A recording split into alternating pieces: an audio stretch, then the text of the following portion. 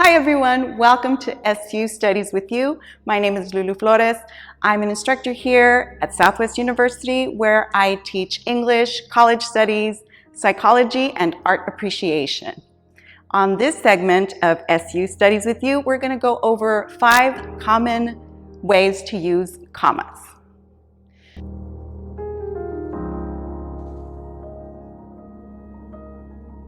So the first thing that I'd like to introduce you to are serial commas.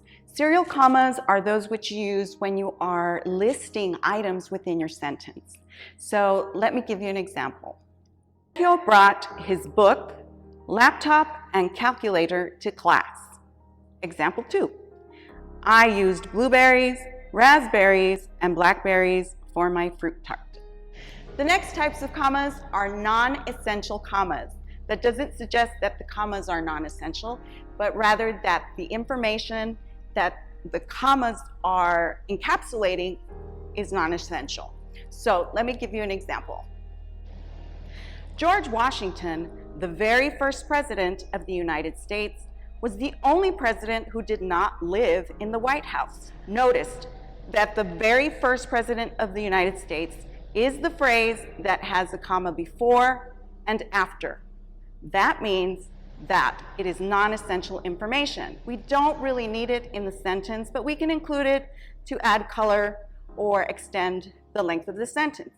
Next, we're going to talk about how to combine 2 complete sentences or independent clauses with a comma conjunction combo. What is a conjunction, you ask? Just think of fanboys. For, and, nor, but, or, yet, so. These are all conjunctions. Let me give you some examples. She really wanted to go to the festival, but she had a major exam the following morning. Notice that the first portion of that sentence is an independent clause, or a complete sentence, meaning it can stand alone. The next portion of that sentence, she had a major exam the following morning. Again, this is an independent clause or a complete thought. The only way to combine those is with the comma and the correct conjunction. Make sure that the 2 sentences you're combining are related to one another. Next, you want to use the comma before you begin a quotation. So if you are composing a sentence and you type the word replied or said, you follow that with the comma and then begin your quote. Here are some examples. Helga replied, "Put aloe vera on that sunburn." Notice that the word replied is followed by a comma. Example 2. James said, "I'm almost done with my project." Again, after the word said, you follow it with a comma. Finally, you're going to want to use the comma after using an introductory prepositional phrase. Now, while that sounds complicated, once you start to hear it, you'll start to recognize when to use the comma. If your sentence begins with a preposition, a word that is a preposition, you will have to add a comma at the end of that phrase. Here are some examples.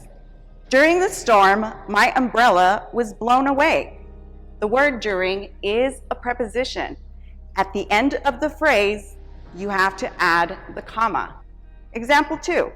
After several hours of waiting, we were able to board the plane. The word after is the preposition, and therefore, after the phrase, you will have to add a comma. Remember, you have to start the sentence with a preposition and add a comma at the end of that phrase. And there you have it. These are just some of the most common ways to use commas correctly. If you need more information about this video or writing in general, please reach out to us.